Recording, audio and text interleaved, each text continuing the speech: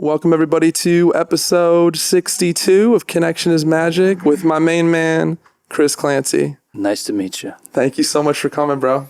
Of course. It means a lot. I've been doing a little research on you just to prep for the interview. Okay. And, you don't do a ton of interviews. I don't. I'm kind of awkward about that stuff. Once in a while, something feels, I don't know.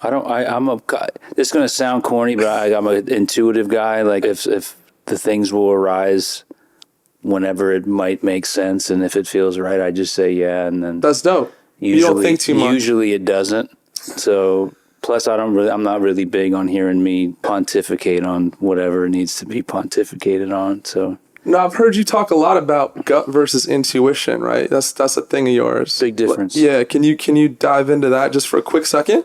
The easiest explanation for me is gut is intuition mixed with like dad issues and fear and insecurity and all these other things that kind of get in the way. It's like gut is emotional.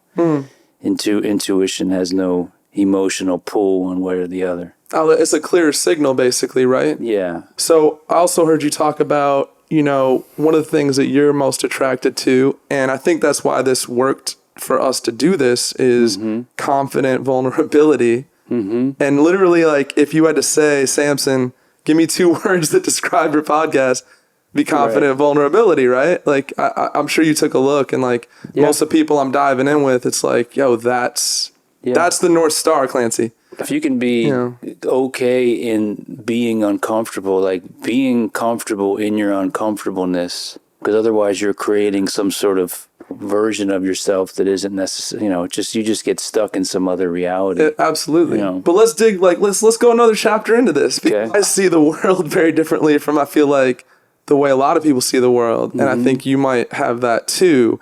And it's like, why is something like as natural as sharing about your vulnerabilities or sharing about your challenges? Like, how the fuck did that become off limits? When it's just like talking about you're hungry or you're, what I'm saying? You're thirsty. Like, this is all part of the human function, I think everyone's scared to death of being judged in whatever form that makes it. Even the people that appear the most confident, many a times that's just a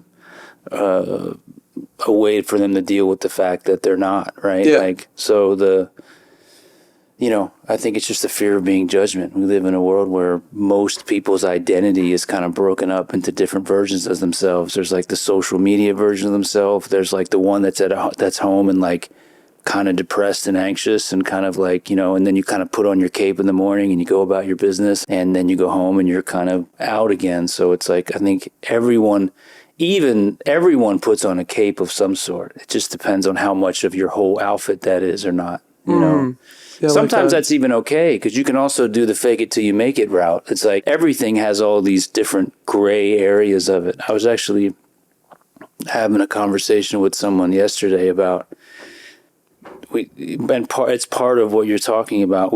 Everything is defined by a side nowadays.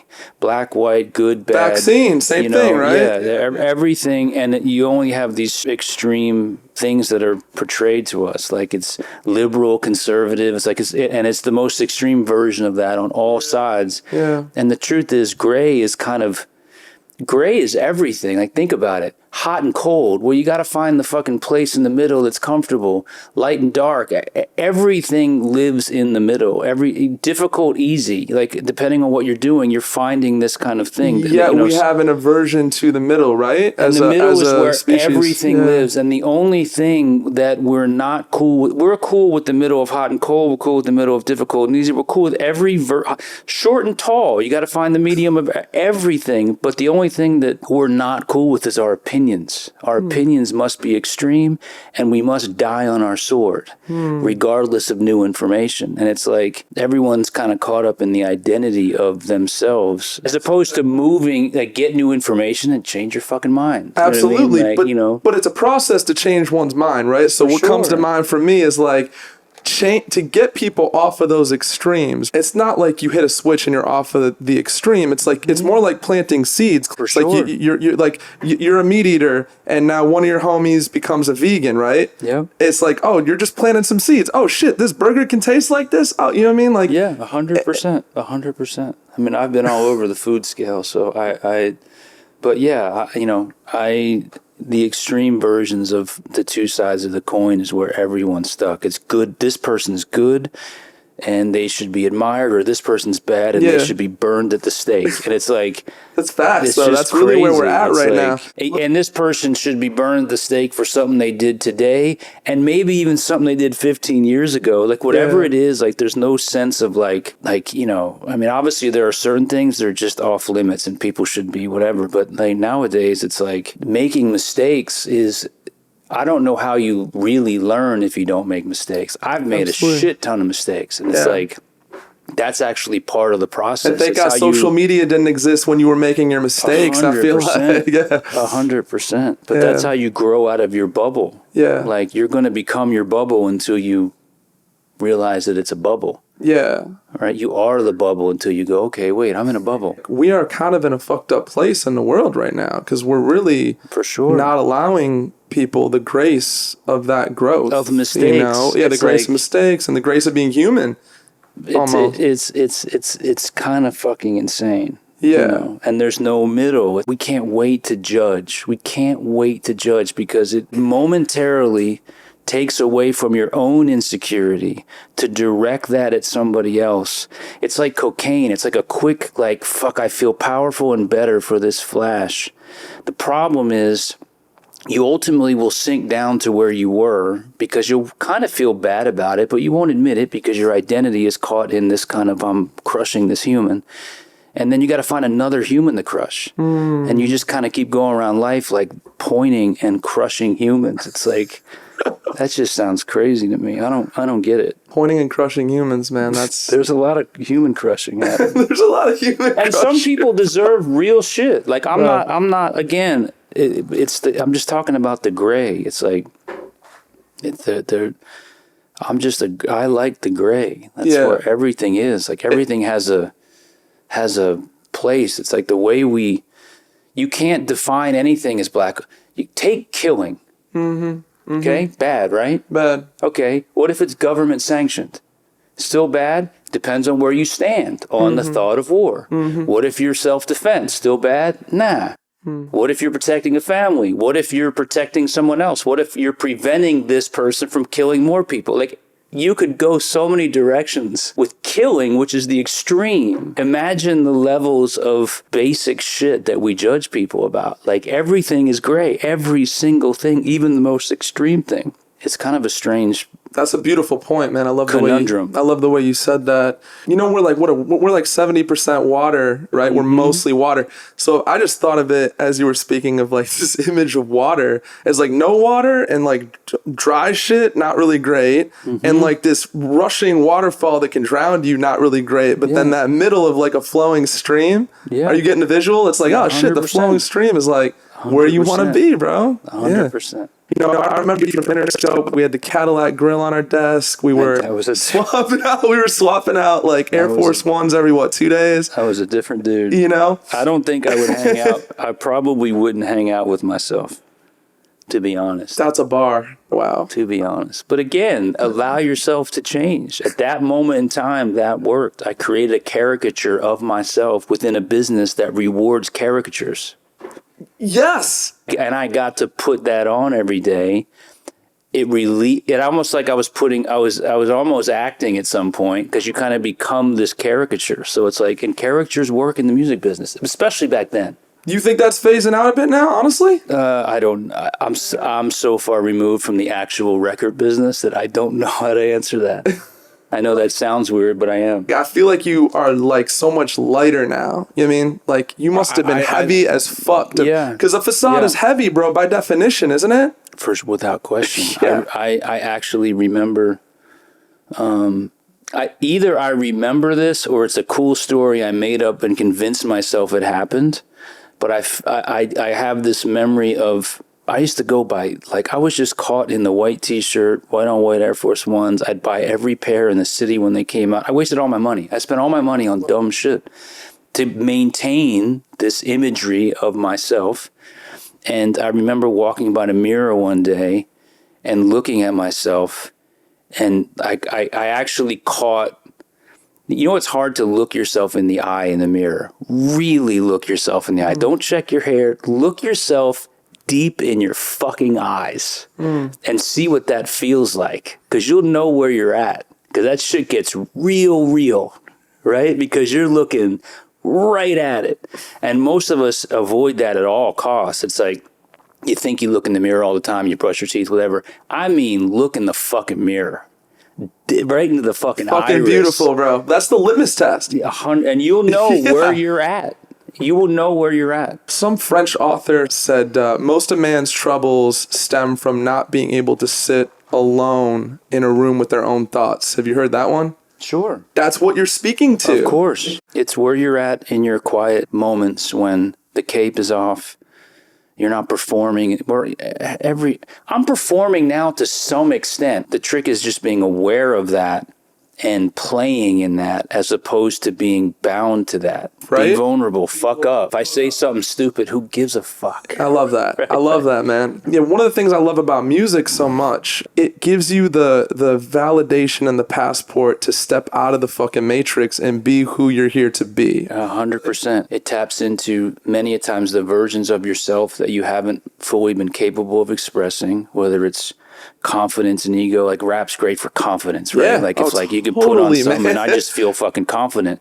And it's not that that's not me. It kind of like just drives you to that. Or if you're emotional or whatever it may be, there are songs I could turn on certain songs. It's like, oh fuck. Yeah. Doesn't even matter what they're saying some of the times. It's the tone and frequency of their voice that touches something inside of myself that I don't know how to deal with. 1000%. And it's like, woo, fuck, there it is. And the eyes well up and you're like, fuck, how'd that happen? Like, it's just whatever that is. That's perfect, man. No, that's perfect. And I was thinking about that Rage Against the Machine, too, because I know you said that was... Is that your favorite band of all time? Without question. Bro, I remember, like, literally the colors in my middle school hallway first listening to Bomb Track. Isn't that the one that, like, opens up that album, the debut, right? Yeah. And I was like, God damn, it just etched in my mind of, like, yo, this is so different. 100%. Rage was, okay, at that point in my life, I had a phenomenal amount of anger inside of me, phenomenal, that was unresolved. It was trapped. It was caught. It was cooking. But I had to go about my normal life. Like, I'm not the best at I'm getting better. I've gotten a shit ton better, like outwardly expressing, letting emotions flow through me. So when anger used to hit me, it would just trap, and then it would stack, and then it would whatever. So rage was like outside of, they were saying a bunch of really smart shit. Like, they're the fucking most educated fucking... Tom Morello went to Harvard, I think, even. There you go. Yeah. A lot of my even political things have been definitely shaped by rage, without question, because I would go down a wormhole and study the lyrics, and like, they fully changed my viewpoint on a lot of things. However, the rage of it was a release for me, because by hearing it, it kind of released some of it in a weird way. It found its match. Like, it was a catharsis. Yeah. Like, sure. You're like, yo, I got that too. 100%, man. Yeah. And I simultaneously love Fiona Apple, which is like the exact opposite of Rage Against the Machine, but it's like in a whole different way. And that's another side of me. It's like this weird yin and yang. We're dynamic. We got like what? 20 sides. Every human should have 20 sides to them, bro. 100%. But we're constantly trying to shape this identity that you get stuck into. That's my point now more than ever. I'm a Republican. Yep. I drive a truck. I love trucks, by the way, but I'm not Republican. I don't know what the fuck. I don't understand why everyone isn't independent. That don't make no sense to me. Yeah. Like, unless you like being told what you believe, like, that's a whole separate thing. It makes no sense to me. But you get stuck in this identity of here's how I have to present myself to the world, and I can't get off that track, or else that means I'm vulnerable and I'll look weird, and all of a sudden people are talking about me and no one's really fucking talking about you. You just think they are, and it's like so true. A big mind fuck. People look at the middle as a weakness. Do they really? Of course, because no, you got to believe this. The middle makes it. Again, I don't believe that, but the people who are so engulfed in a side. Yeah. Think the middle is like, well, you can't make up your mind. I think those people are distancing themselves from their humanity. Of course. Yeah.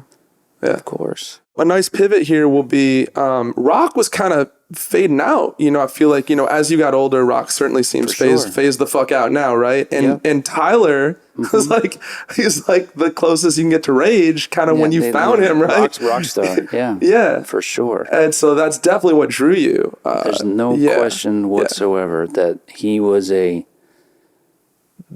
almost like a manifestation of everything I've ever been into personally or have any sort of experience with in one human who's taken all this stuff and then reworked it to be his own expression. And it's M and Rage and all that stuff. He's all of it. For Tyler, this was a ridiculously creative kid who was constantly told he didn't fit in. He was the weirdo kid or whatever the fuck, and he didn't relate. He liked the music that he was watching on TV, but he didn't relate to the music. Everyone, when I was at Interscope, everyone had the same cars in the video. Everyone had the same Air Force One connected Nike. Everyone had the same Scarface poster in their Cribs, MTV Cribs thing.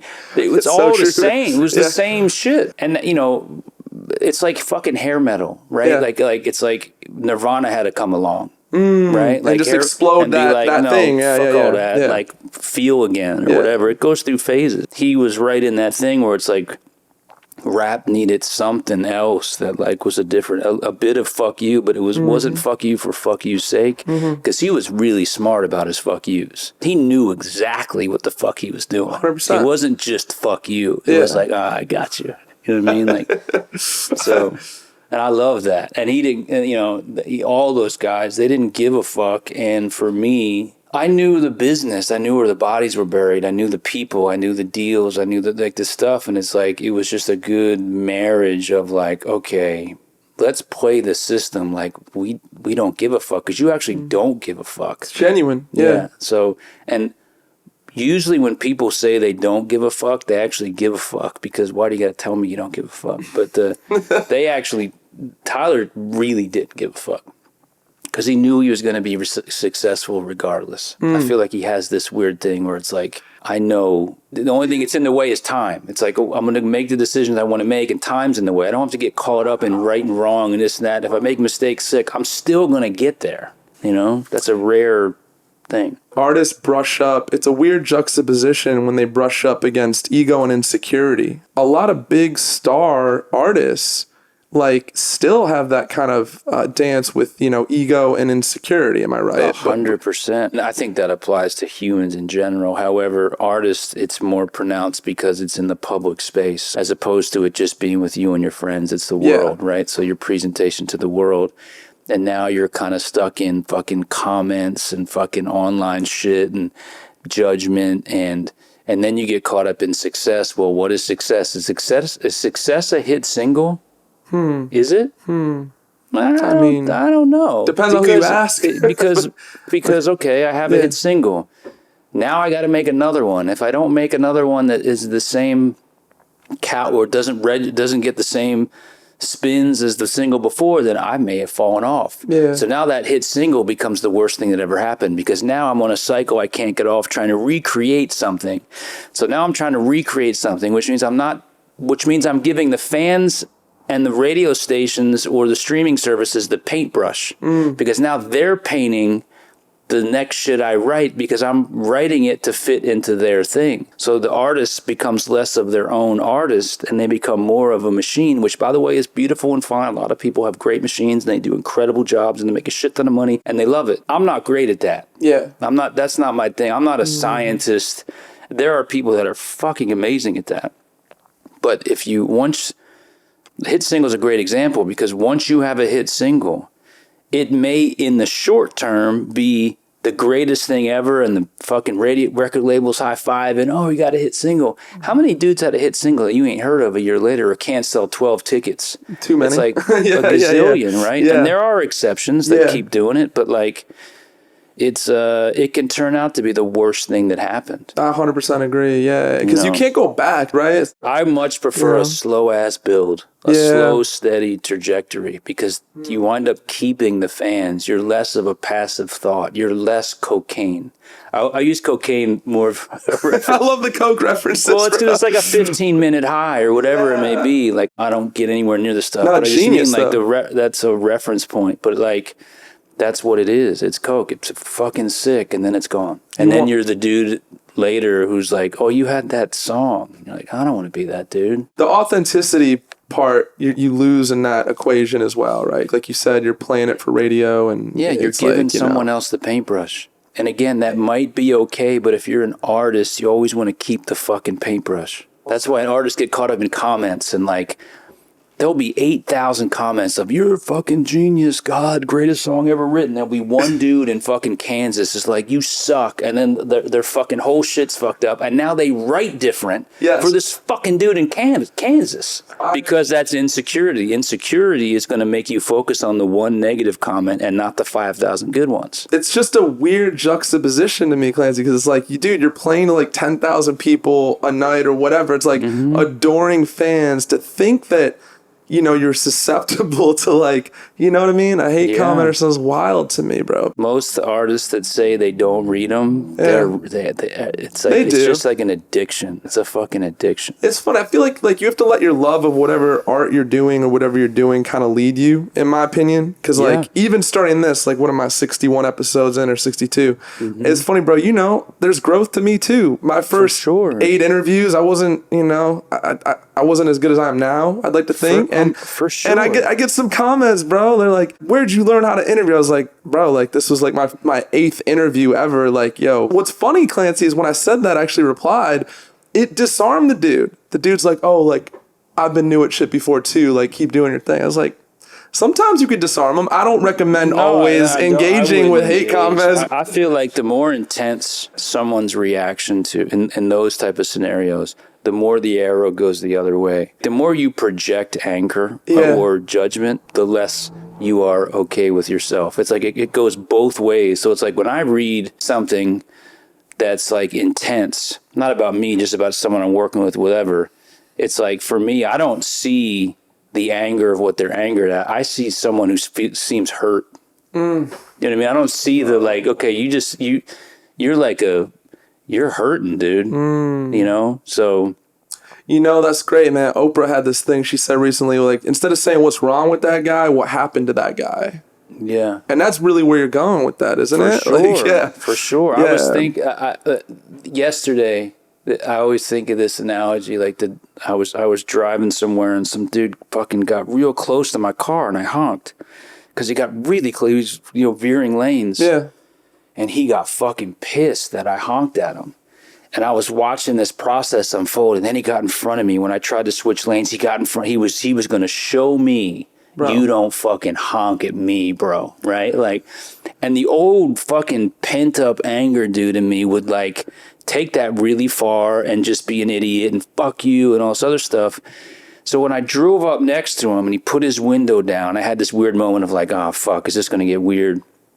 He looked at me like, what the fuck, motherfucker? And I'm like, bro, I don't know if you were, what am I supposed to do? You were about to hit my car. I honked. And because I didn't he wanted me to be like, fuck you. So we'll pull over and we'll fight and we'll fucking somehow, whatever. But then as I was driving away, I'm like, I don't know what this dude's life's like. His mom might be sick. He may have just got fired. He may, be going through it, whatever it may be. I've definitely been an asshole and or had issues in my life. And instead of dealing with the issues, been an asshole outwardly to somebody else. Yeah. So it's like, if you can somehow be empathetic, and not all, I mean, it's hard to do sometimes. Sometimes you're just fucking pissed off. But like, I looked at the dude when he put his window down, and all I saw was this hurt ass dude. And he was fucking flexing, ready to fucking go. And I just saw this like, damn, dude, it's cool. Bro. Go. Can we get a round of applause for Clancy, like, what am I going to do? Fight the dude? Like, I'm 50, dude. Like, what the...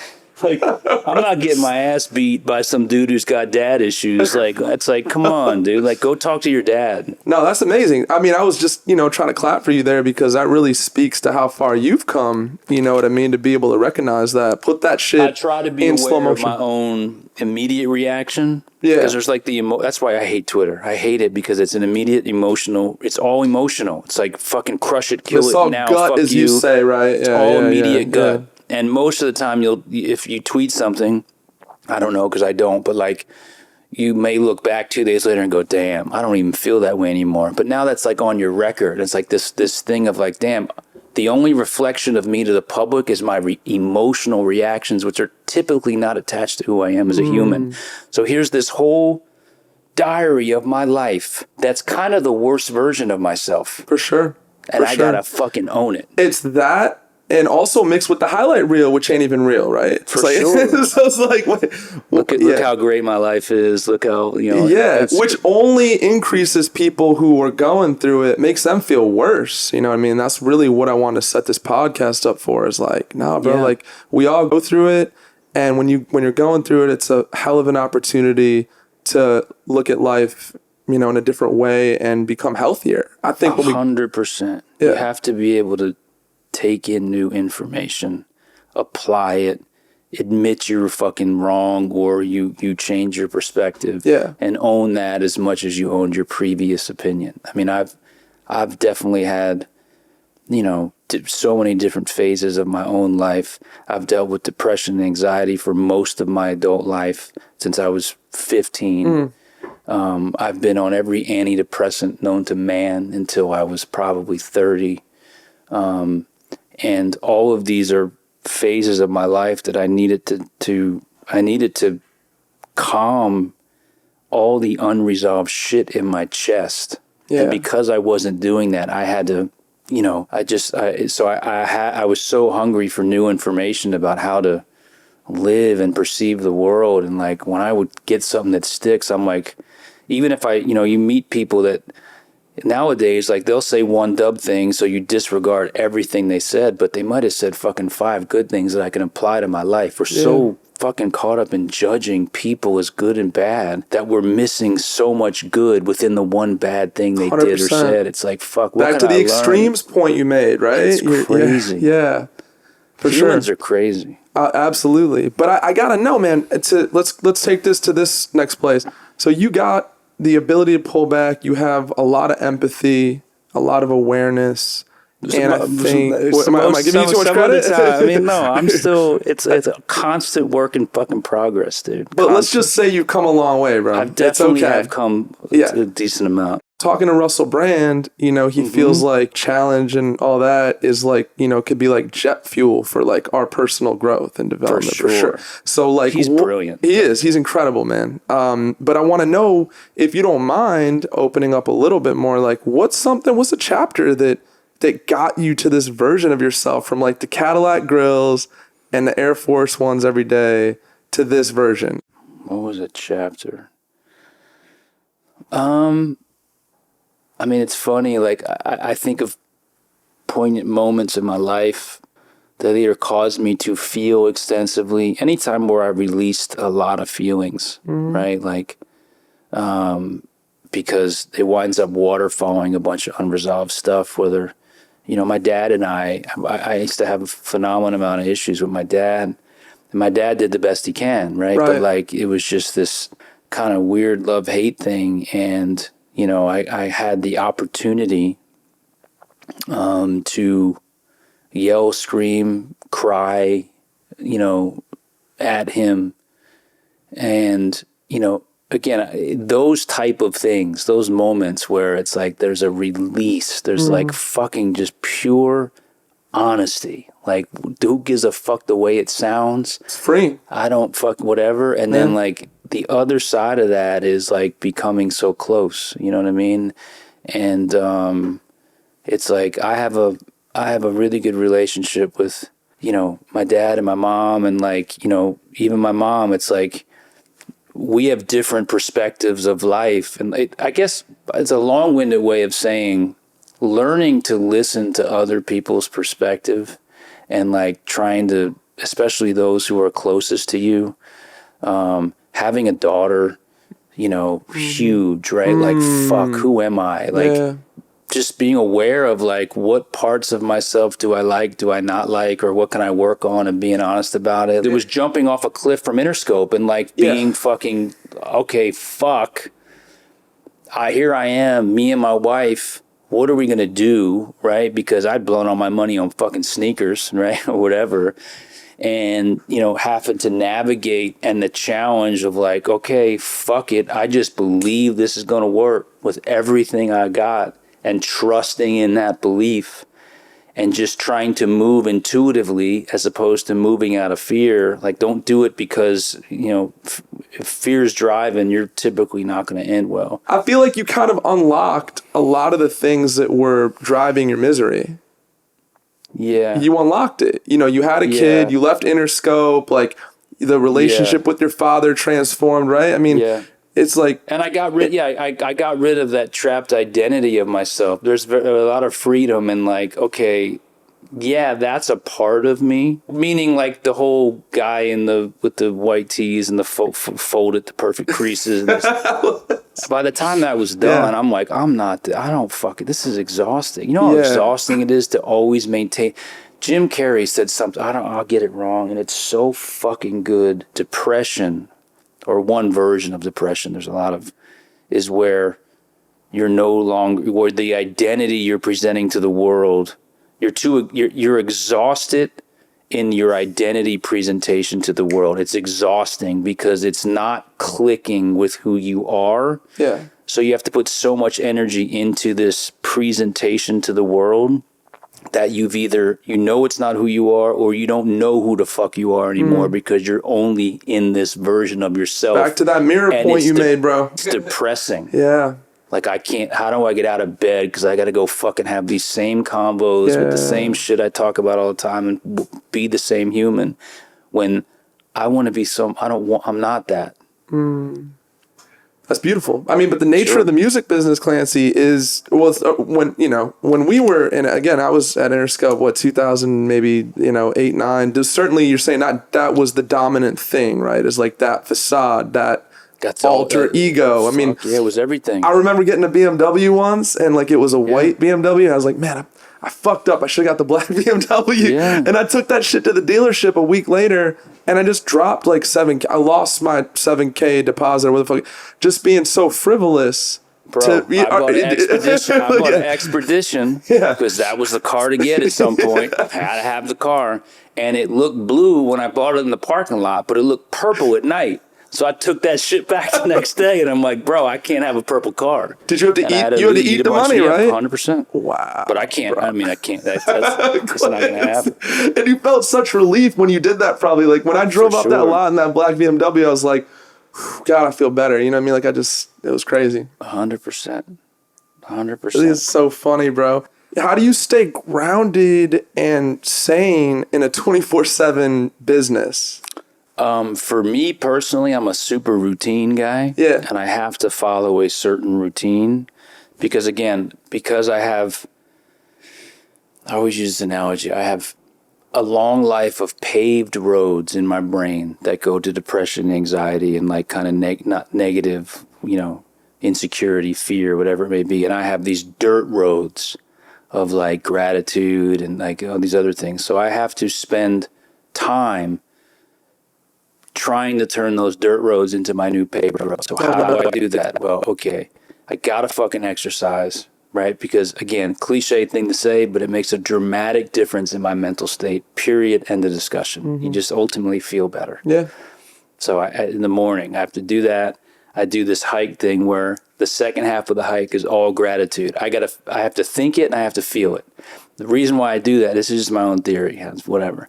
I think of all the people in my life, and I think about how grateful I am for them, and I have to feel the gratitude because I believe that I'm paving those fucking roads.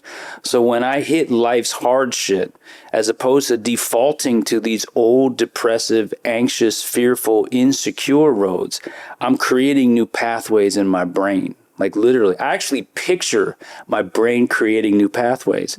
So when I hit a fucking rut, I can go to gratitude. I'm not trying to sound sappy or whatever, but it's like, fucking awesome. I can't.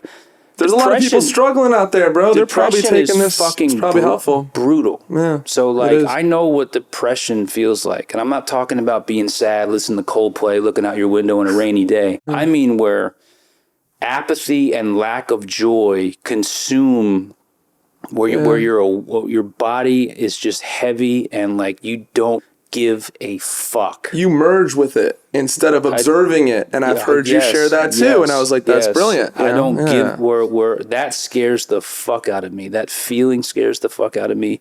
I know it really well. I've spent a lot of my life with it over my shoulder and trying to figure out ways. Part of that is this gratitude thing where it's like I want to constantly think of the things I'm grateful. By the way, not just the obvious shit. I when I hike with my dog, my dog wakes me up every morning and we hike, I look at him. I feel the wind on my face. I'm grateful for that. Wow. I focus in on the warmth of the sun hitting my skin. I'm not trying to sound fucking crazy, awesome. but like that presence in that moment, because my brain's so fucking, and by the way, I can't look at my phone until all this is done. That's number one. Are you actually able to stick to that? Not look at the phone? 94% of the time. Don't look at your fucking phone until you have your shit done, because it'll send you sideways. That's a fucking PSA right there, it's bro. It's going to send me to the dirt roads. Yeah, right? You're right. Like, oh, fuck. And now all of a sudden, I can't meditate or hike or be grateful because, fuck, I got to deal with this dude or with this problem, whatever it may be. Get your shit right and then look at your phone. Because then if something's fucked up, you're like, all right, cool. I got it. So I have a routine of like diet and fucking exercise and gratitude. I got to make sure I sleep enough. Like, I'm super into all that shit. Yeah, and you've chiseled it out where now it's probably, to use your analogy, it's less of a dirt road and more of a paved road to do these things regularly, right? Yes, it's definitely, without question, has made a drastic difference in the paths I take mentally. And you're a man that's been to some dark ass places, you know? 100%. So like, it's like if you could do it, then, you know, there's a chance that people listening could have a shot at it.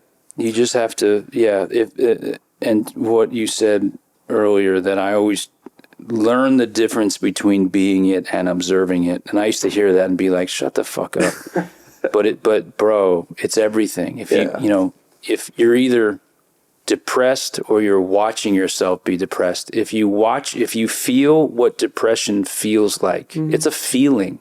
That shit is physical as fuck. It's not like someday someone will understand it much better than we do now. But like, your cells in your body are acting differently. And you feel it. So watch it. Look at it. There it is. The moment you do that, you change the frequency of it a little bit. It doesn't have the power it has. But if you're just in it, fuck, it gets so much heavier. It's a fucking movie at the end of the day, right? Most times. I mean, there are things that are... But yeah. And then you're like, oh, fuck. And then I think I meditate twice a day personally. Right. And I feel like that gives me the space between the feeling. It's huge. Yeah. There's no better way to tap into that. You basically said what I would want to say better is just fucking meditate. Don't make it all, even if you're like meditation, new agey, what people judge meditation. Like it's this kind of... It's the extremes again, right? Take the spirituality out of it. I love spirituality, but that's just me. Yeah. Meditation as an exercise for your brain. Okay, break it down to just what it is and look at it that way. Well, you're separating yourself from the craziness in your brain, and you're learning, you're establishing a relationship with what's underneath those thoughts. Yeah. So once you have a relationship with what's underneath those thoughts, you know there's a separation between thought and what's underneath. Yeah. Now you have a choice when the thoughts arise, if you're conscious, and you'll go, okay, I can follow this anxious thought down a road, which will create a movie in my head of something I'll be anxious about, which isn't even real. It's a fucking illusionary thing I have in my mind about a terrible outcome of whatever's happening. It's true. Or I can go, oh, there's that anxious thought. Right? And like, let it go. Absolutely. And so, and looking at it like it's not new agey. Thank you for kind of putting that out there. Because people judge it. They do, but I think you gave a nice description of a way to view it where it doesn't feel new agey. Feels more practical, you know what I mean? But I'm a spiritual. I saw you with the Anthony DeMello book, bro. Like, that's my vibe. I love all this. Shout out Eckhart Tolle. That book changed my life. Power Now? Power Now changed my life. My dad gave it to me. Amazing. And I read it and it meant nothing to me. And I read it 5 years later, and it changed everything. Bro, I'm so happy, man, that you've had this transformation. You know, for me, my transformation, I feel like pain, bro. Like, I've been through a lot of pain, bro. Lost my dad when I was 8, chronic health problems, like, you know, I switched schools constantly when I was a kid. So, you know, that's like you're constantly going through bullying. I've just come through so much pain, and it's like giving me this feeling of fucking empathy. Because I know what it feels like. If you just went, and I guess some people do this, like you go your entire life without struggle, it's typically harder to tap into empathy. Would you agree with that statement? For sure, because there's a relation to it. Take the guy who cut you off, right? So the guy cut you off, or you find out his mother is dying. If you have your own experience with someone dying that you're close to, you're immediately connected, right? It takes you to the similarity with another human as opposed to the difference you're focused on. 100%. 100%. Yeah. So I told you I just turned 41 actually a week ago. And bro, you're getting old then. I know it's coming. It's coming. But I'm not, you know, like you, man, I'm going to be on my hike just enjoying the moment, wind on my face. But I'm just saying the gifts of getting older are phenomenal. Like for sure. Right? And we live in a culture that definitely doesn't, you know, really value a lot of the sweetness that comes with aging, bro. 100%. Yeah. I don't have any like, oh fuck, I'm getting old. Like I feel you. I feel like part of it is like I actually get to breathe out a little bit. I have a different perspective. I had a lot of information when I was younger. I have more wisdom when I'm older. Like, and again, well said. It's wisdom for me. I don't mean it's wisdom for everyone. It's like my own wisdom. Yeah, I don't your claim experience. that my wisdom is somehow wisdom. It just means what works for me. And like, that's kind of the problem of the day. There's so much information and not enough wisdom. That's absolutely true. That's absolutely true. But do you feel like you're kind of like going back to this whole like, you know, planting seeds and like, you know, becoming, you know, like we're iterating, right? We're constantly iterating the version of ourself that exists today. And as you age, naturally, you're going to have more of a timeline to progress in that process of iterating. 100%. For sure. Yeah. And you spent a lot of less time judging because you realized the gray.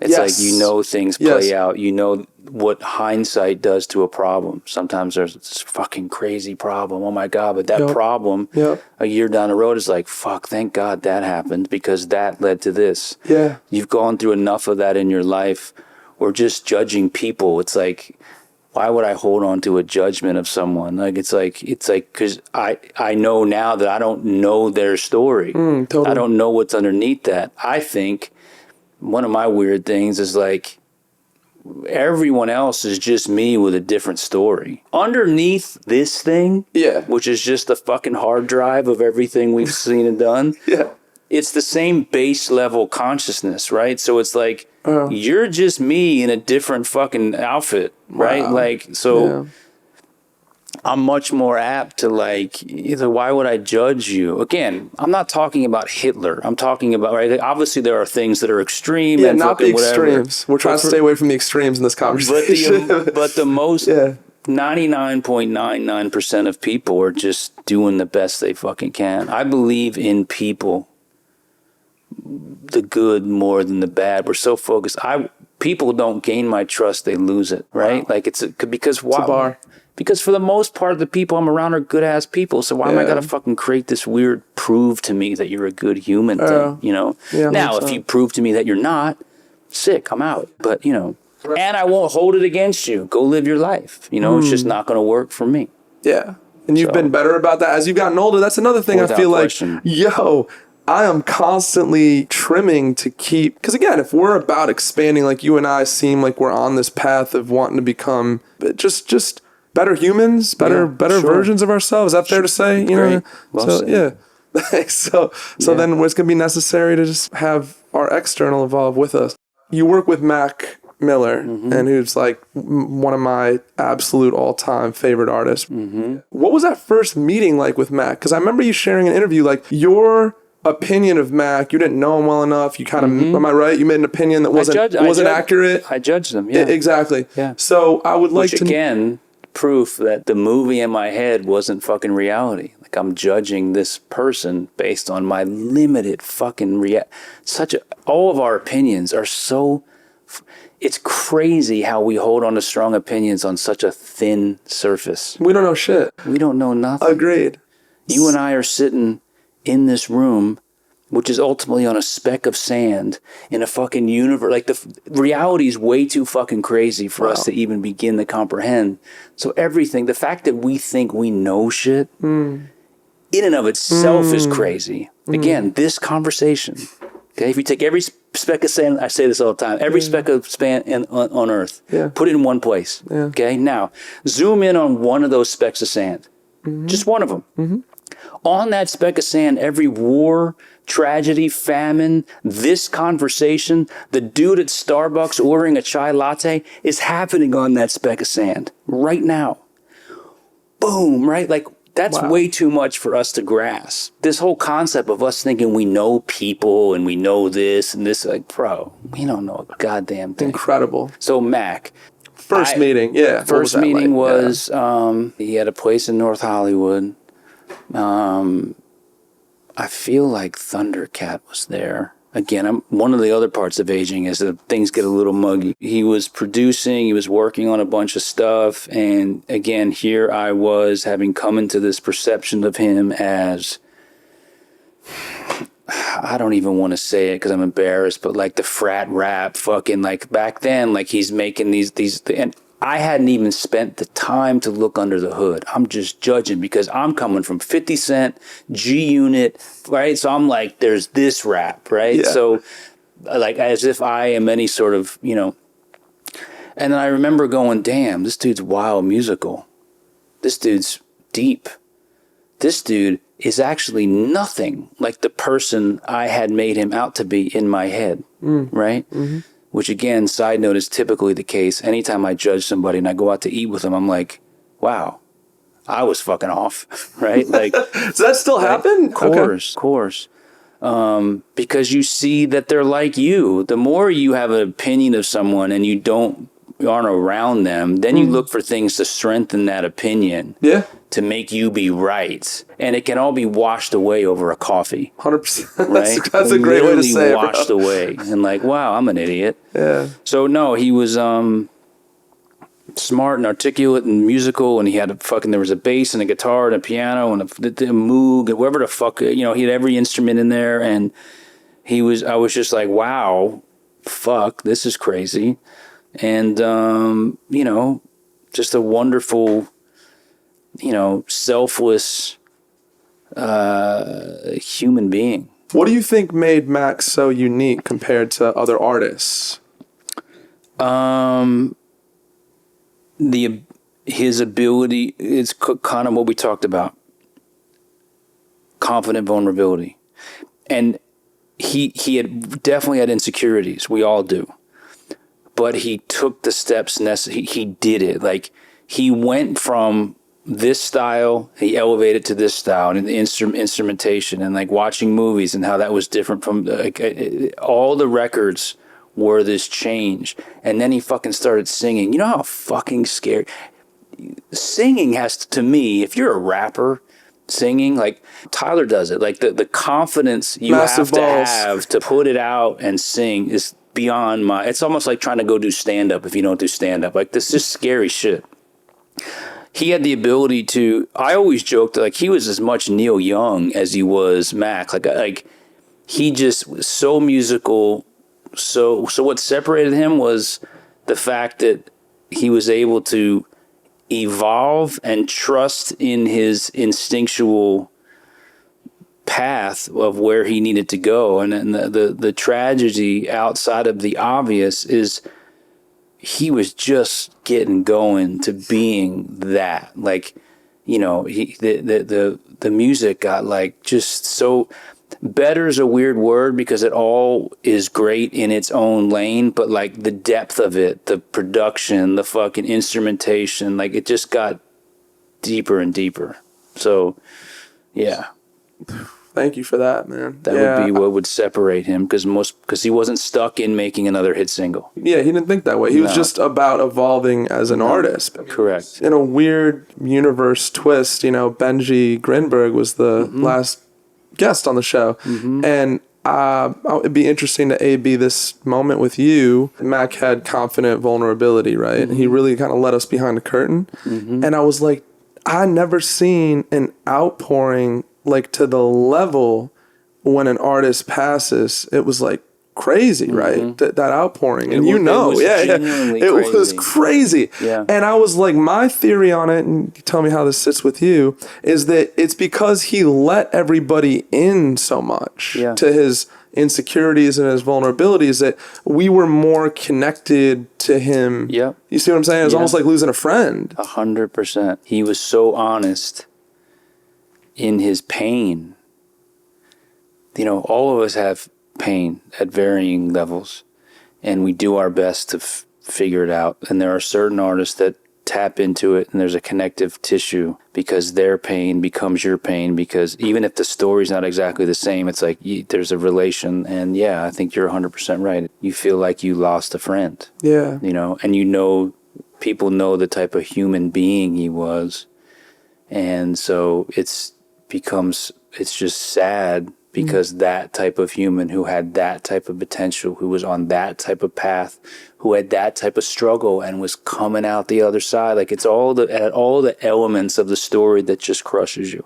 Yeah, absolutely. You know? The timing. Because he seemed like he was seemed like he'd gone through that darkness, and started coming into the light again. Am I right? Like I heard he was working out and all this, 100%. right? He had he was like an alchemist. Right, so the artistry and pain is a tricky thing. It's like, and for some artists it's everything, and for some artists it kind of flows through them, and it's not like a driving force.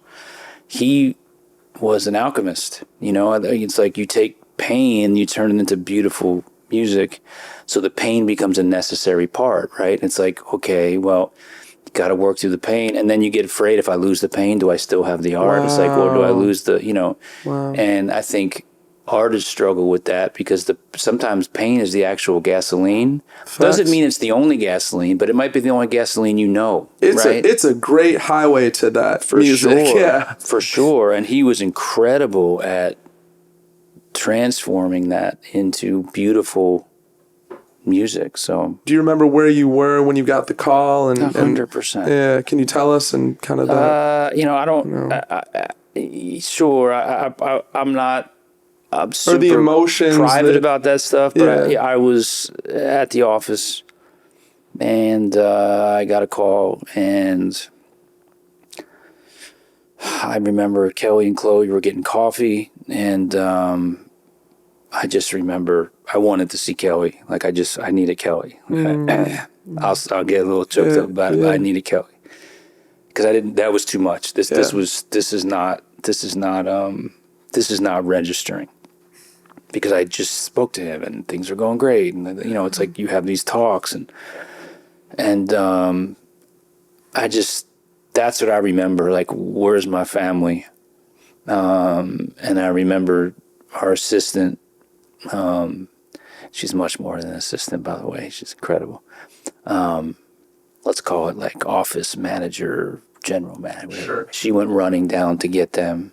And, I just kind of blacking out. Like, I don't know. I don't have no fucking paved road for that shit. What? Yeah. Where does this even, and then you go through like so many different emotions of like everything, like, fuck, what could I have done? Like, what, fuck, like, anger. Fuck you, dude. Like, fuck. This is so boring. This story's been told. Like, fuck, dude. Like, all of it. And then, like, the other side of, like, the love of him as a human, the talks, his sense of humor. Like, he's the funniest dude, bro. He seems hilarious. He seems fucking hilarious. And witty and smart and just like a good heart, right? Like, I just felt like, man, this really guy's got good heart. That was a brutal. Yeah. It's still like, fuck, dude. But yeah, that day was not tight. Thank you for sharing that. That falls into the not tight category. Not tight. No. No, thank you for opening up a bit and sharing about that. What was your favorite Mac memory? Let's bring it home with that. On Coachella, because he got a band. It was at, I'll get this wrong, I believe it was on the first night, a Friday night at sunset, in a tent. He was pacing, he was all, nervous, whatever. And it was with a band. It's like, it's like you have an image in your head of what it can look like, whatever. And he fucking crushed it. And the confidence and just the whole presentation was like, wow, dude. And then just running up to him after and being like, bro, and like his face. Yeah. Him knowing I just murdered that. Fuck. I want to go to sleep. I want to fucking, it's like everything is like rushing through. So that was watching the vulnerable kid crush it and realized he crushed it. Amazing. And now you're here. Like every time you do that, I had this talk with Tyler where it's like, you keep moving your ceiling, right? We go through life hopefully moving your ceilings and whatever it may be. So whenever you do that, right, now you have this perspective because now you're standing here. So, okay, so I'm either going to go back down here, which many people do because programming, mental, whatever it may be, success scares me, whatever it may be, right? Yeah. Sometimes people don't like success, right? Like it's which also is there's fine. A lot of sabotage, right, with success. For sure. So fuck that. I'm going back down here. It was more comfortable, right? Like fuck that. Or you're like, okay, fuck. Okay. Like Tyler's amazing at that. Yeah. Tyler, think about it. Tyler's first record was number 5. His second record was number 4. His third record was number 3. His fourth record was number 2. His fifth record was number 1, and won a Grammy. And then this one surpassed everything. You can't go higher than 1. So like, it's the ultimate thing. And every time he did that, he stood on the ceiling becomes the floor, and then he stood on that floor as opposed to the ceiling and go, cool.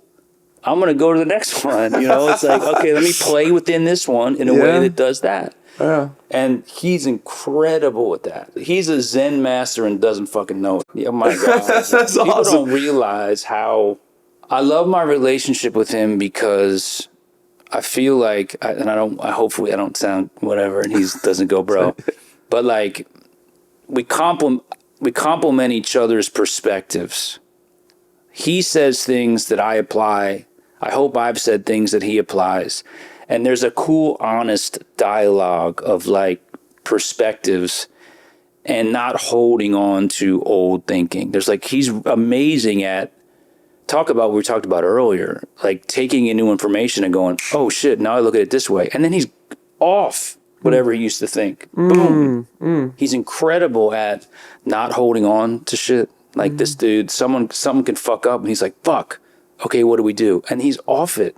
It's gone. It doesn't exist. A lot of artists, all due respect to artists, by the way, people in general, will spend the next 6 months angry. Fuck you, you're fired, whatever it may be. Meanwhile, the solution walks right by them because they're angry. They're right here, right? And there goes the solution, right? And turns out the solution might make the problem better than it would have been without the problem. Absolutely. But you're so mad that the solution's just flying by you. How many people do that? Like all the time, right? The worst thing that you think, Clancy, could be happening to you 6 months later could be the best fucking thing that ever happened to you. Bro. And guess what happens, bro? When you stay fucking bitter, you block yourself from that gold. 100%. When I've had my heart broken, right?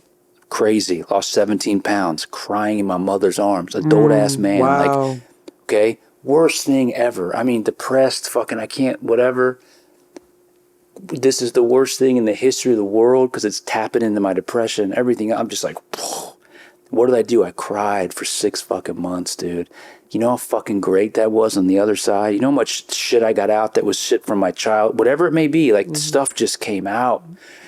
If I saw, and I met Kelly, right? It turned into Kelly.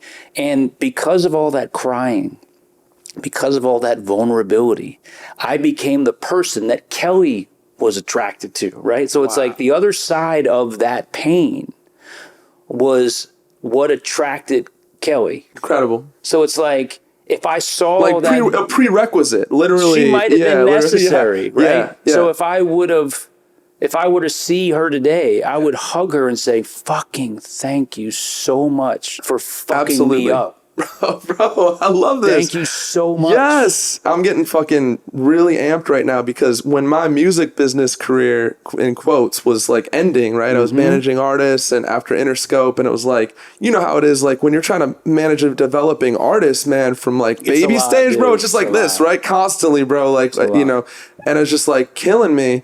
There's a guy, shout out Isaac, who works with Rick Rubin. I know Isaac. Yeah, Isaac, good dude, man. He's a zen-ass dude. He's a zen-ass dude, right? And so he told me, he goes, the things that aren't right for you will give you up. It will give you up. You know what I mean? And when you look at it like that, it's like, oh, shit. So my music business career kind of gave me up. I went back to Detroit. I literally stayed at my uncle's place, who was like 80 years old and widowed. He had a big-ass house to himself, right? A retired attorney. And I'm like, bro, I literally, Clancy, I was in the abyss. And then out pops this shit that I'm doing now. And out pops this, I'm on my path, you know, to get a master's in clinical psychology, open up this platform. And I'm like, bro, the gold came from this river of shit that I was swimming in, bro. Listen, who the fuck would have thought that? You know what's crazy? Like, You know what's crazy? We all should think that because, like, to me, it's like, I'm a yin yang guy. And again, not in the fucking, hey, here you go.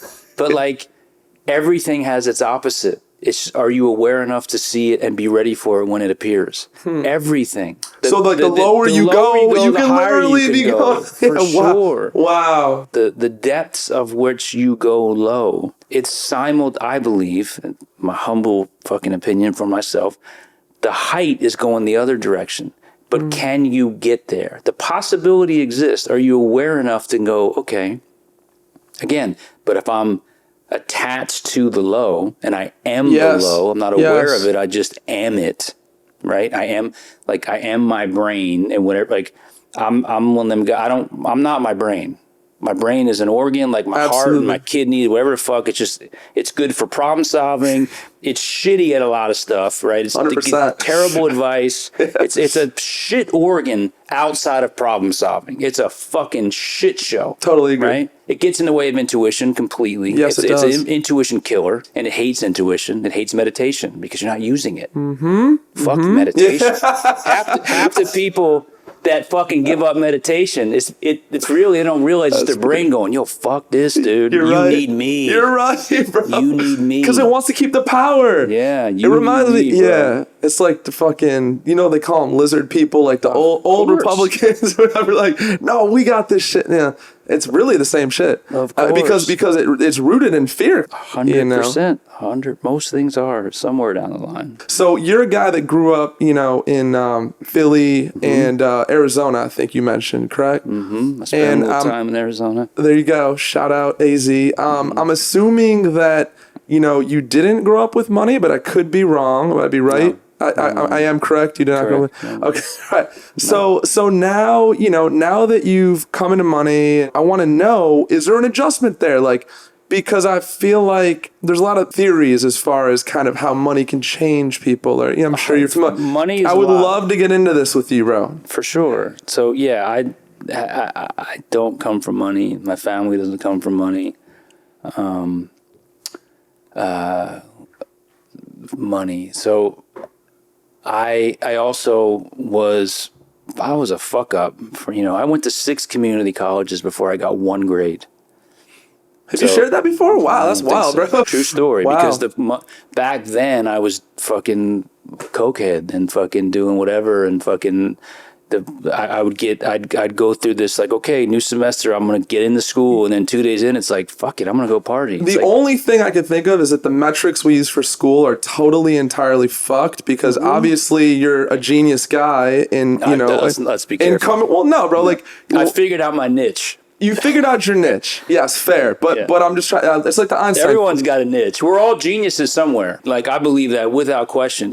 Can you get beyond your fear and insecurity to dive into and be confident and vulnerable? Because you got to be vulnerable to learn, because to learn you fail. So it's like everyone has it. No one wants to look stupid getting there, bro. No That's one wants the to look truth. stupid getting there. So money, fuck, money's heavy. Money's like, fuck, do I deserve money? I don't deserve money. Like, what are you talking about? I went to 6 community colleges. I could be bagging groceries. Why the fuck do I have money? Why am I getting money? What the fuck is money? $40,000 a year? Oh shit, rich, right? Like, I don't know money. So it's like, okay, wait a minute. Not rich, okay? And then, like, so you go up this ladder, always uncomfortable with it, always feel like it's going to get taken away. I hate talking about money. Maybe it's out of like where I come from, or insecurity, or like whatever it may be, but money. And then, okay, money, you don't want money to change you as a human being. You don't want anything to be about money. Mm-hmm. So I made a conscious decision to just be intuitive and ride this thing. And when the money, because I can't tell you how much money Tyler leaves on the table. All due respect, I don't know, okay, but who cares? Because it's all the journey.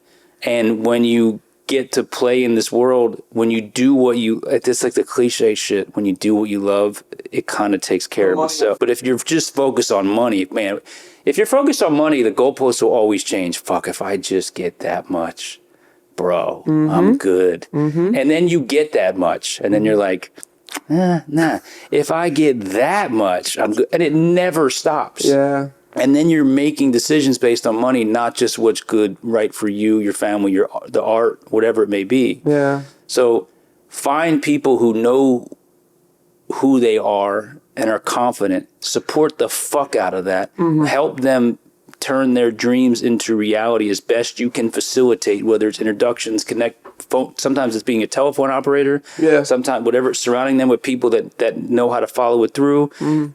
Know when you don't know shit. Like, there's nothing worse than thinking you know everything. Like, that's the worst thing in the world. Absolutely. Then you're fucked. Yeah. Because you don't. And you miss out on your growth, period. You know, if we're talking about growing. Money's complicated. I'm cool with it now because I don't have such of...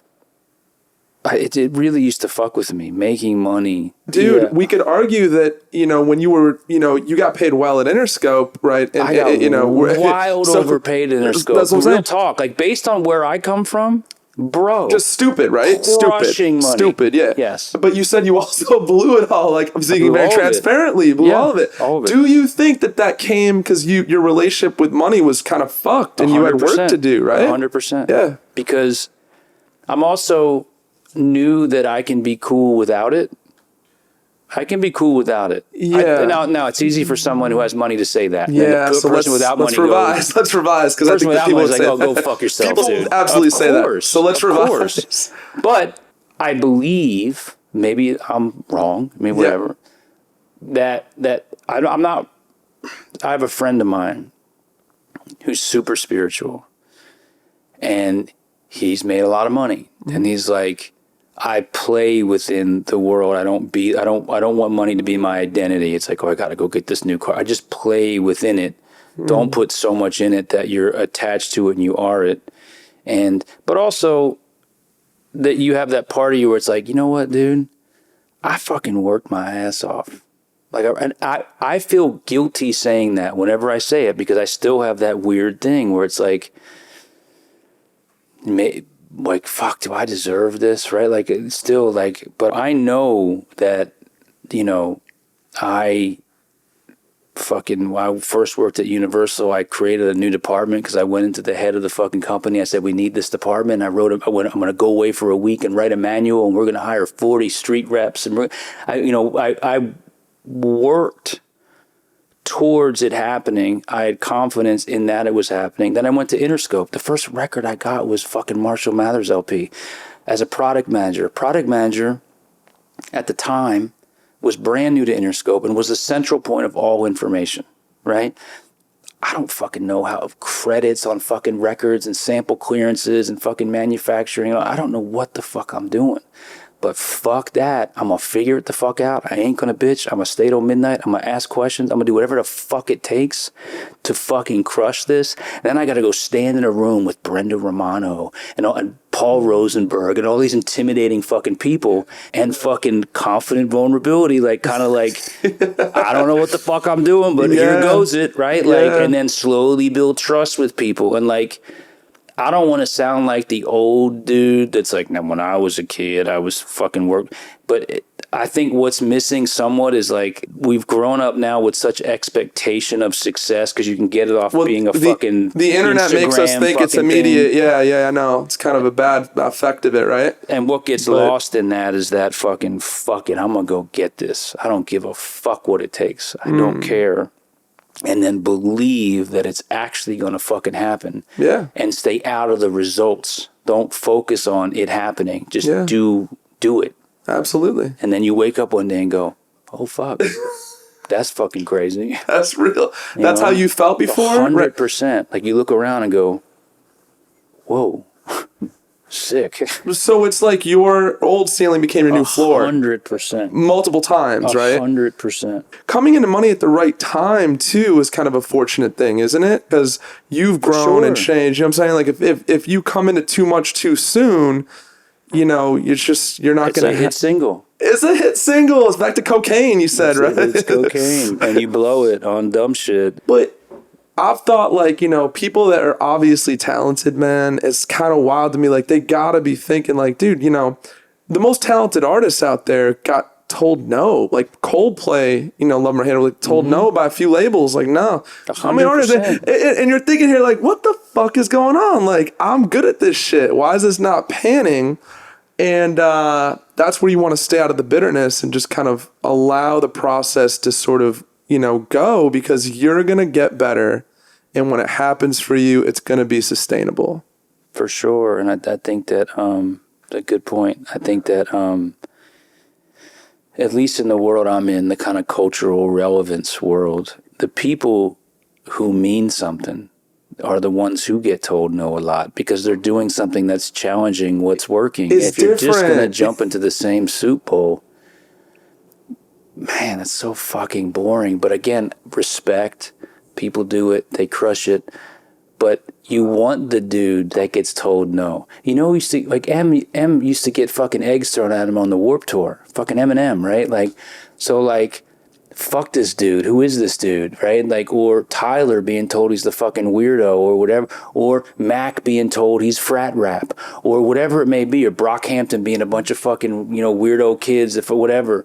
It's like all this, the no's are part of you have to have those chapters in the book. Yeah. It's not, I love the phrase, it's not the chapter, it's the book, right? Like, focus on the book. The chapter's just the fucking chapter. It's just a chapter. And make sure your book's fucking interesting. It's got to have some fucking bullshit. It's got to have some, you know, it's like, and many a times that shit chapter is the catalyst for the fucking good one. Tyler didn't get told no a million times. That's energy. Yeah. That's energy.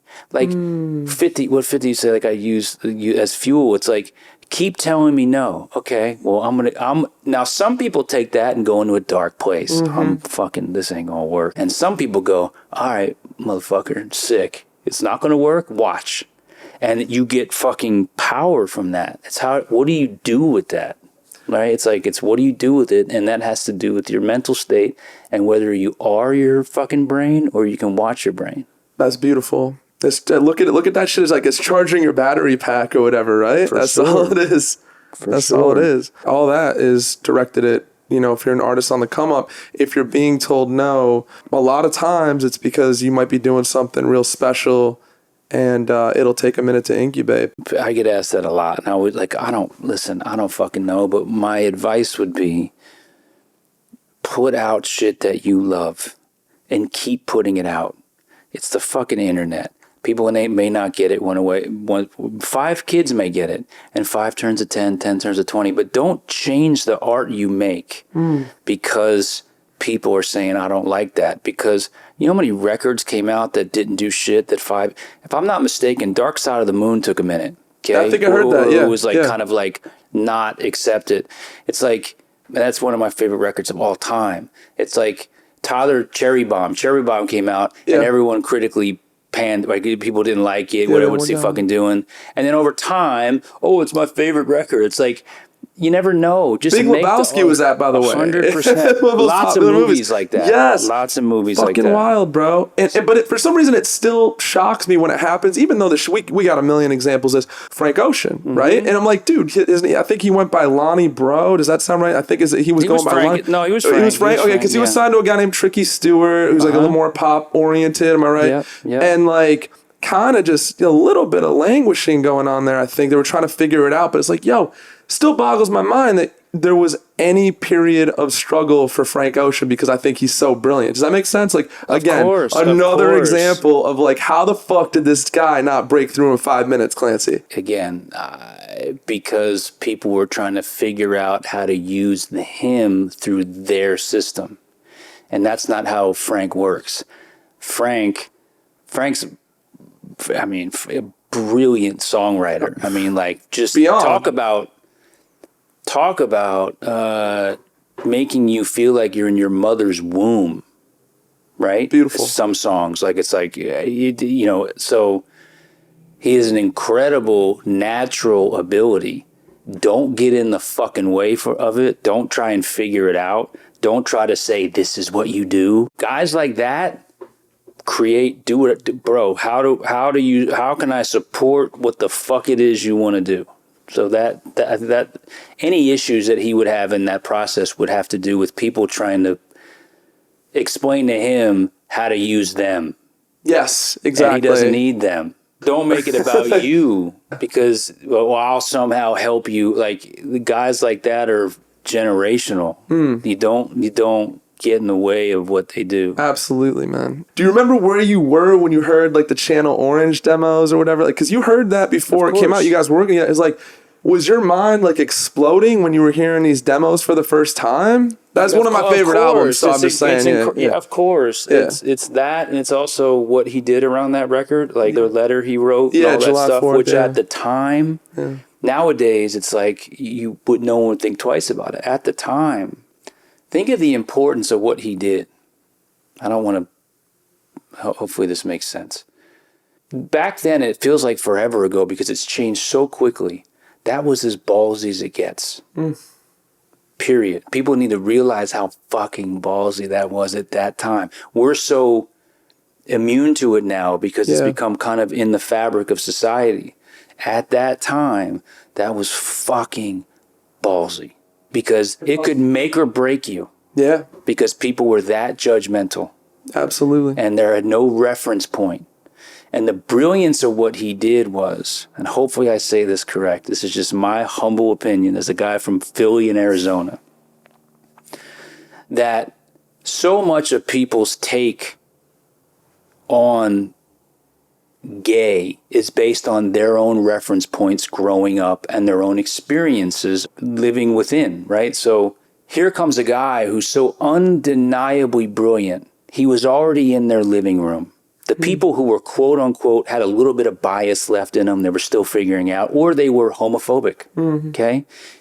Because back then, there was way more of that. Now, there's still a lot of it now. I mean, you can see it in pockets of, Trump world, or whatever you want to reference it as, whatever. Here's a guy who was sitting in their living room already. They were already listening to it. And it's like, then he says, now he says it. And what it did was it made them go, damn, I like this guy. He doesn't fit the reference points I had in my brain from this judgment I had of what being gay meant, right? Yeah. If I live in middle America, whatever it may be, because I have no experience, I'm thinking it's just this, right? Yeah. Not this guy, right? Oh, fuck, this guy? Yeah. Oh, fuck. He's fine. Exactly. He's not like, and I actually think that was fucking massive for the growth of people who were still stuck in their programming. Many people are programmed their whole life to be homophobic because you grow up around homophobic. Yeah, for sure. Right? So like he challenged that and he's sitting in your living room and then he tells you, but he already in your living room, bro. And you're like, fuck, I like this guy. And it changed their fucking perception. And I think, again, my humble opinion, in popular culture, That move is what fucking started the whole thing. It was not the, and I don't want to take away anything from anyone, but like it was a catalyst, bro. Catalyst, big catalyst. Powerful moment in people being like, oh, okay, cool. So in history, I think that was a really important thing. And yes, the demos he's fucking genius, dude. Like, come on. But like that's what I think of when I think of Channel Orange, just like that moment. That was fucking brilliant, Clancy. What you just shared, just so well said. That's my take on his brilliance. You already bought in, right? So like people weren't gonna like this music. I like it seems so fucking cool. It's like as if they couldn't be cool, right? Like it's like he just fucked everything up for the people who were in that space still. So it's like I just think I can't overstate how important I think that moment was. I'm so happy you shared that, man. Let's have you just for a quick second. My observation is it always takes tragedy to unite us as people. Mm-hmm. Think about 9/11, think about big school shootings, think about, am I right, and like the pandemic. Mm-hmm. And I'm just like, man, how fucking tragic is it that, it takes that to fucking unite us? Outside of those moments, it feels like every man for himself. Are you with me on some of this, right? For sure. It's, I don't know the answer, but my take would be tragedy removes everything that's not all that important. It just removes it. And what you're left with is what's underneath. And what's underneath is we're all fucking the same. Some different versions of ourselves. It takes away opinion. It takes away everything. It's human to human. It's like life or death. It's like you remove everything for that simple time. And there's something wildly beautiful and poetic about that. And it's beautiful. Because it's just human to human. It's like there's no, for some reason, it's almost like someone comes in and takes a part of your brain and just removes it for a week. Right. And so like the judgmental. And then little by little, you start putting the layers of the onion back on. And I'm this and you're that. And you're weird and I'm not. And I got money. You don't. Black, white, rich, poor, political. We slowly put it back on. And before you know it, we have to wait for the next tragedy to fucking, it's sad. But yeah, not a short answer. The long answer would be it just removes everything that's not fucking important and all the dumb narrative and stories of this mostly useless thing. Back to the organ that's useless, right? It's a wildly incredible instrument, but if it's used for what it needs to be used for. The mind should bend to what we need to get done, but oftentimes it's flipped. Like we bend to what the mind wants to get done. 100%. You know what I mean? It's like the ego and identity and all that other stuff, which some of it is necessary. It's like who's in charge in this office, basically. Like you go to the office, like 100%. Aren't you supposed to be answering the phones? I have no illusions that my brain is anything. My brain is just my brain's it's not been my friend for most of my life. So I don't like to give it much credit in anything. Intuition, man. That's totally where it's at. Because think about it, plants and animals, they're all connected to an actual, like I always think we created the internet, right? And it gives us a bunch of information. Yeah. But the wisdom is in the interconnect. Again, it's going to sound like some new agey fucking weird shit, but it sounds like common sense to me. Yeah. Because animals and when the sun comes up, the plant bends towards the sun. It gets the fucking shit and it goes back. Everyone knows what to do intuitively. There's no fucking the plant's not going, oh, this bitch over here should go down. There's none of this shit going, oh fuck, I need to get my shit right. Whatever it may be. Yeah. They just know what to do. They're a part of the fucking internet, right? And the more you can connect in some way to that, the more free-flowing your intuitive process will be, and the less you'll be tied into this fucking mental bullshit. 100%. Tragedy helps give us a pause from that. You know what I mean? You mess with Ram Dass, right? So I don't know. I mean, I watch a lot of Ram Dass in my life, and he talks about he would sit with people who were dying, bro. Mm-hmm. And he's like, yes, the tragedy is obvious, but he's like, there would be the most beautiful like byproduct of it where he's like the ego would fall away and he's like I would see like grace and a smile and like the real them like come to the surface. And it's like just to sort of back on what you were saying, because you removed the bullshit part of the brain. That's what I'm saying. And you're just left with what's fucking real. It's like it's beautiful. That's I guess my goal, and if I had like what's a goal in life, it's like to get there before you're dying. Right fucking there. Right, like- we should all aspire to do that before we're gone, bro. Otherwise, you sit there when you're 80 going, fuck, I was mad at this dude for that long. You know what I'm saying? Like, I was this for that long. Like, what? What am I doing? How ridiculous am I? Like, what the fuck do I know? As if I'm somehow get to decide what's this and that and that. And it's like, it's a crazy, and you hear about it all the time. Let's bring it home with this, man. I think this would be a cool way to bring it home.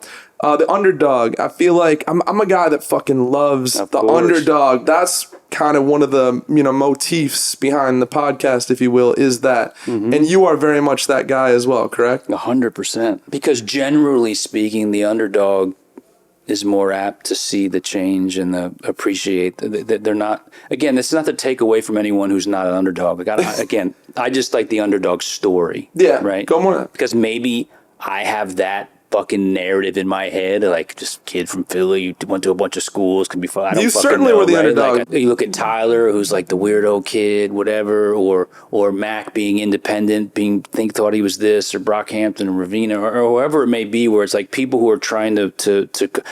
I'm a Philadelphia Eagles fan. I won't go on sports. I waited my whole life for a Super Bowl. The underdog as fuck. The concept of watching someone realize. The best parts of my job, without question, this may sound like some bullshit, but it's 1,000% true, is when you're watching an artist, let's say it's Tyler headlining at his fucking festival, right? And you're standing on the stage or in front of however the fuck you are, and you're watching him, and he kind of realizes, I'm changing my life and my family's life and other people's lives. Like that watching in their eyes, the realization that they are hearing every no they've heard in their life as they stand on that stage and go, you were wrong. They're hearing all that stuff, not literally, but it's in them, right? And it's like the satisfaction of like, I did this. Because the underdog's not getting given anything. Because the underdog's being told no. The underdog doesn't have the shot. So the underdog has to work really hard to stay focused on the track and believe in themselves. And when they get there, the look on their face is worth all of it. Because they did it. And you could see it in their eyes. Because when they go home and they look in the fucking mirror and they really look in their own eyes, they're like, yeah, motherfucker. Yeah, I did that. I came out of that. That's beautiful, man. It's incredible. As you said that, bro, I got the image of, seeing Shawshank Redemption. Of course. It's the crawling through the tunnel of shit. Of course. To Andy Dufresne yourself on the other side, bro. 100%. 100%. For sure. That's great. Beautiful. That's an incredible movie. Well, you dropped so many gems here. I'm just grateful that you stopped by and, chose to do this, man. I think that's dope. It's all good, brother. Thank you. Appreciate it. Thank you. Appreciate you. And you've gotten pretty good at your job. Give yourself some credit. Thank you, man. I appreciate that. Because some people are not the best conversationalists, but you did really well. So. Because I've worked hard to get to this point, That's bro. Good. You know what I mean? That's good. I appreciate you. Right, people can find you on Instagram. You're not very active. You're about one post a month if they want, right? If I'm being super aggressive, I'm actually, I don't know where they can find me. I like not, I don't know. I got nothing to promote about myself. Just Google Christian Clancy if you want to follow him on the gram, but it's kind of a waste of time. Just keep it all the way real because... once a year at best. That's my new, that's where I want to be. Yeah, he's hiking. He's appreciating life. He hasn't got time for this social media business. No, bro. not judging it. I'm not comfortable there. Hey, man, you're a wealth of gems, and we'll get them out one way or another, and keep you posted on how this does, man. Thank you. Thank you guys for tuning in, and we'll see you next episode.